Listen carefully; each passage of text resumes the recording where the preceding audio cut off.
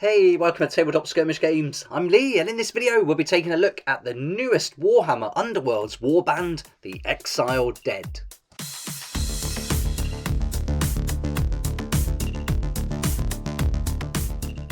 Recently I did a roundup of all the products shown at the preview online coming from Adepticon, but in this video I thought we could focus on the Exiled Dead, and that's the Underworlds warband, the newest warband released for the game. I always get excited for the previews, but afterwards, once it calmed down a little bit, I just felt a little bit disappointed with the models that were in this new warband. So I thought we could take a closer look at it and see if any of the information in the recent article about the Exiled Dead makes up for the appearance of the models. There's some good ones in there, but overall it just feels, I don't know, a little bit something missing. So hopefully the gameplay that's going to be included with these and the cards that they get is going to make up for what could be the worst looking Underworlds warband ever released. Harrow Deep is the 5th season of Warhammer Underworlds, and this set had some great models included, 2 really nice looking warbands, and they certainly tempted me enough to buy the box set, even with the price increases and everything. And then we got Black Powder's Buccaneers as the first separate warband to be released for the season. So the Exiled Death have got a lot to build on. 4 seasons before this one were fantastic, and I loved pretty much every warband included. I've got them all, I really like them. But these are the first ones that I'm just not that tempted to pick up and might not even get them. We don't have a lot to go on yet, so I don't want to write them off too soon. So I thought we could take a look at all the models up close and then have a look at the recent article and just see if there's any hints towards how they might play and what rules will come with them. So here we get to see all these zombies with the electrodes coming in them, and these were the first images we saw coming from the online preview. Of course, we saw one of them earlier on the Warhammer community site with an article, but this is the first time we saw the full warband and all 7 miniatures. Let's have a look at the leader first, and this is a vampire, Daintalos the Exiled, and he's part of the Soulblight Gravelords. Now this guy's into experimentation and he's been kicked out, he's exiled because his experiments are just even a little bit too extreme for those back in Shyish. This is clearly building on this Frankenstein theme almost, with all the electrodes in the different zombies, but this is a really interesting character. He's got what looks like his mouth pretty tightly shut there, so it's almost like a skin has grown over it, but I think that could just be the way it's painted maybe. But he's got a few stitches or staples going on himself and plenty of spare hands hanging off him as well, and that kind of outfit he's wearing certainly looks like it's some kind of skin that's been stitched together. So pretty gross all round, which of course is awesome. Here's the first of the 2 zombies. One of them we've got called Coil at the top right hand side there, and so we saw this featured in a previous article on the Warhammer community site. That's quite interesting. That arm is massive, obviously from some other beast stitched on, and then the electrodes in there. I guess when that comes to life that arm will be animated, but he's looking like he's struggling to pick it up at the moment, and so it just looks a bit weird really having that huge arm, but I guess with the electric going through it then it'll start to move around. But the zombie with him, I like it, it's okay, but it's not anything that stands out to me. And this is certainly looking along the lines of the ones we saw in Cursed City, but instead of having the gravestone sticking out the back, we've got this electrode theme going on.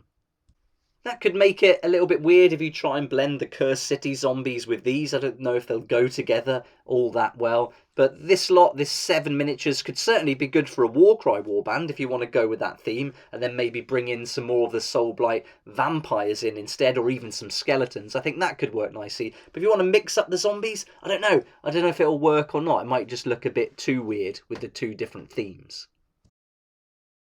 Here's the next 2 zombies. So we got the one in the top right going with that electrode theme again. Nothing too interesting about that one. But then we got this guy at the front who certainly would fit in with Cursed City. He's almost a kind of zombie skeleton hybrid, almost on his way to becoming a skeleton maybe. So that's quite cool. That's an interesting character that I think you could have some fun with, and certainly you could start using as a zombie alongside some of the skeletons maybe. Certainly in Warcry, for sure. So that's interesting. But as far as the other zombie goes here, I'm not really into it.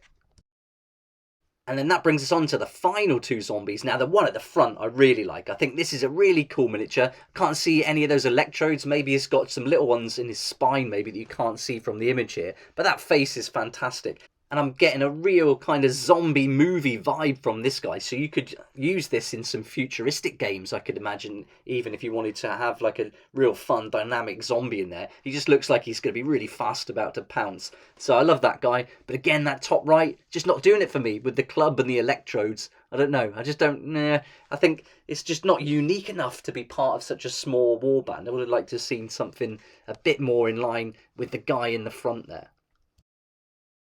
So there we go, there's all 7 models, and for me this is my least favourite looking warband for Underworlds so far, out of all the seasons. And there's a couple I like that guy crouching down. I think he's brilliant. I think if anything I'd be tempted to get him, which would be a little bit crazy for the price. The guy in the armour and the shield is pretty cool, and the leader's alright too, but those other 4 are just not doing it for me. I haven't really clicked with these like I did with the ones from Cursed City. I'll be interested to see if they bring out the rules for Warcry though, and it'd be great to get some Bloodborne fighter cards for these and the abilities, because that could be quite interesting. I think I'd be more attracted to this set to play as a standalone Warcry warband with some other vampires from the Soulblights thrown in, rather than Underworlds. But in Underworlds, it's all about the cards and the tactics and how they play, so we can't go on looks alone. So looking at the rules that we saw included in the recent Warhammer community article, these could actually be brilliant to play. So we certainly don't know enough yet to make that decision. We've only got a little hint and 1 card, but from what I've read, they sound really interesting.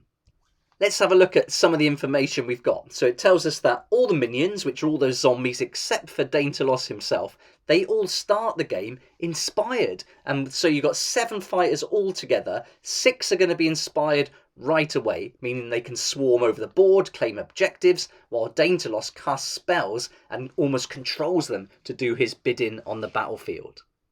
All 7 models are classed as conductive, and this is going to make sense when we take a look at this spell here called Dance of Daintalos.